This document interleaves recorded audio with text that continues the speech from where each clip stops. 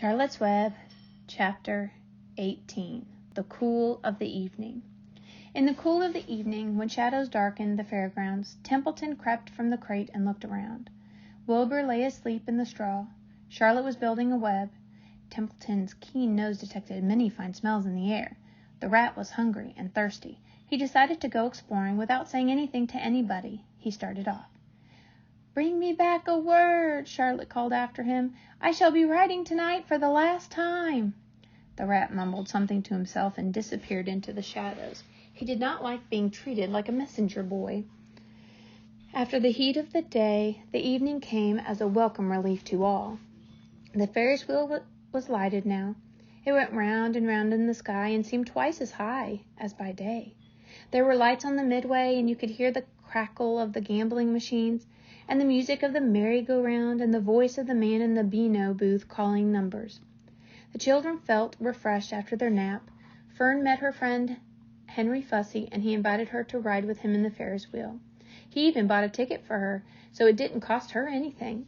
When Mrs. Arable happened to look up into the starry sky and saw her little daughter sitting with Henry Fussy and going higher and higher into the air, and saw how happy Fern looked, she just shook her head. My, she said, "Henry Fussy, think of that." Templeton kept out of sight. In the tall grass behind the cattle barn, he found a folded newspaper. Inside it were leftovers from somebody's lunch, a deviled ham sandwich, a piece of Swiss cheese, part of a hard-boiled egg, and the core of a wormy apple. The rat crawled in and ate everything. Then he tore a word out of the paper, rolled it up, and started back to Wilbur's pen. Charlotte had her web almost finished when Templeton returned, carrying the newspaper clipping. She had left a space in the middle of the web. At this hour, no people were around the pig pen, so the rat and the spider and the pig were by themselves. "I hope you brought a good one," Charlotte said. "It is the last word I shall ever write." "Here," said Templeton, unrolling the paper. "What does it say?" asked Charlotte. "You'll have to read it for me." "It says humble," replied the rat. "Humble?" said Charlotte. "Humble has two meanings. It means not proud, and it means near the ground. That's Wilbur all over. He's not proud, and he's near the ground." "Well, I hope you're satisfied," sneered the rat. "I'm not going to spend all my time fetching and carrying. I came to this fair to enjoy myself, not to deliver papers." "You've been very helpful," Charlotte said. "Run along if you want to see more of the fair." The rat grinned. "I'm going to make a night of it," he said. "The old sheep was right. This fair's a rat's paradise. What eating, and what drinking, and everywhere good hiding and good hunting. Bye-bye, my humble Wilbur. Fare thee well, Charlotte, you old schemer. This will be a night to remember in a rat's life." He vanished into the shadows. Charlotte went back to her work. It was quite dark now in the distance. Fireworks began going off, rockets scattering fiery balls in the sky. By the time the Arables and the Zuckermans and Lurvy returned from the grandstand, Charlotte had finished her web. The word humble was woven neatly in the center. Nobody noticed it in the darkness. Everyone was tired and happy.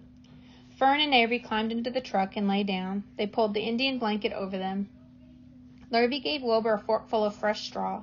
Mr. Arable patted him. "Time for us to go home," he said to the pig. "See you tomorrow." The grown-ups climbed slowly into the truck, and Wilbur heard the engine start, and then heard the truck moving away in low speed. He would have felt lonely and homesick had Charlotte not been with him. He never felt lonely when she was near. In the distance he could still hear the music of the merry-go-round. As he was dropping off to sleep, he spoke to Charlotte. "Sing me that song about the dome in the dark," he begged. "Not tonight," she said in a low voice. "I'm too tired." Her voice didn't seem to come from her web. "Where are you?" asked Wilbur. "I can't see you. Are you on your web?" "I'm back here," she answered, "up in this back corner." "Why aren't you on your web?" asked Wilbur. "You almost never leave your web." "I've left it tonight," she said. Wilbur closed his eyes. "Charlotte," he said, after a while, "do you really think Zuckerman will let me live and not kill me when the cold weather comes? Do you really think so?" "Of course," said Charlotte. "You are a famous pig, and you are a good pig. Tomorrow you will probably win a prize. The whole world will hear about you.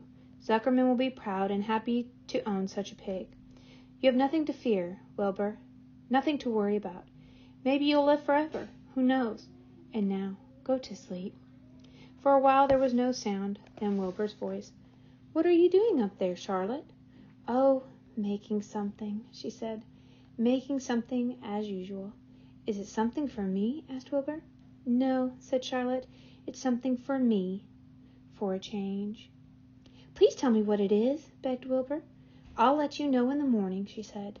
"When the first light comes into the sky, and the sparrows stir, and the cows rattle their chains, when the rooster crows and the stars fade, when early cars whisper along the highway, you look up here and I'll show you something.